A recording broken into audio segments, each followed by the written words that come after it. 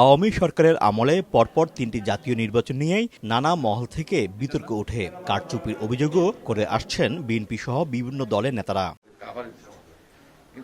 এই অবস্থায় দেশের মানুষ সুষ্ঠু, অবাধ ও নিরপেক্ষ নির্বাচনের অপেক্ষায় আছে জানিয়ে দ্রুত নির্বাচন দেওয়ার আহ্বান বিএনপির কেন্দ্রীয় নেতা ও সাবেক উপমন্ত্রী অ্যাডভোকেট এম রুহুল কুদ্দুস তালুকদার দুলুর। লন্ডন সফরকালে সময় সংবাদকে তিনি বলেন, তারেক রহমান ঘোষিত ৩১ দফার মধ্যেই দেশের প্রয়োজনীয় সব ধরনের সংস্কারের দিক নির্দেশনা রয়েছে। ২০০১ সালের পর থেকে আজকে প্রায় ২৪টা বছর ২৫টা বছর বাংলাদেশের মানুষ নির্বাচন দিতে পারে না। সংস্কার হবে, সংস্কারের কাজ চলছে।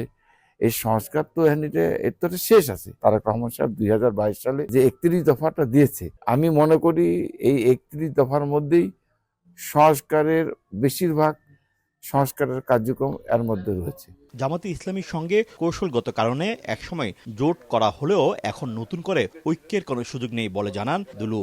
যদি নির্বাচন হয়, তারা তাদের মতো করে রাজনীতি নির্বাচন করবে, আমরা আমাদের মতো করে করবো। এখানে তো আর নতুন করে তাদের সাথে ঐক্য হওয়ার তো আর কোনো সুযোগ আছে বলে আমার মনে হয় না। তবে পার্টির হাইকমান্ড, পার্টির যারা দায়িত্বে আছেন, তারা যদি মনে করে আগামী দিনে যে তাদের সাথে ঐক্য বা তাদের সাথে কোনো সম্পর্ক ডেভেলপ করার দরকার আছে কি আছে না, দিশান তারা। নির্বাচন বিলম্বিত করা সব চেষ্টাই ব্যর্থ হবে জানিয়ে রুহুল কুদ্দুস তালুকদার দুলু বলেন, নির্বাচন যত দ্রুত হবে অন্তর্বর্তী সরকারের বিতর্ক ততই কমবে। আমরা চাচ্ছি নির্বাচন যত তাড়াতাড়ি হবে, এই সরকার তত বিতর্কে ঊর্ধ্বে থাকবে। এখন যত ডিলে হবে, সরকার কিন্তু বিতর্কিত হচ্ছে। এখন পর্যন্ত আমাদের নেতা বিএনপি বা তারেক রহমান সাহেব এই সরকারকে কিন্তু এখন পর্যন্ত উনি সমর্থন দিয়ে যাচ্ছে। তো উনি চাচ্ছে যে একটা যারা অন্তর্বর্তীকালীন সরকার যারা আছে, ওনারা একটা নির্বাচন দেবে। সেই নির্বাচনের মাধ্যমে বাংলাদেশের মানুষ যদি বিএনপিকে চায়,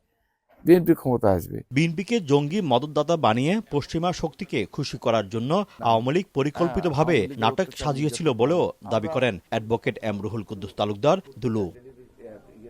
শোয়েব কবির, সময় সংবাদ, লন্ডন।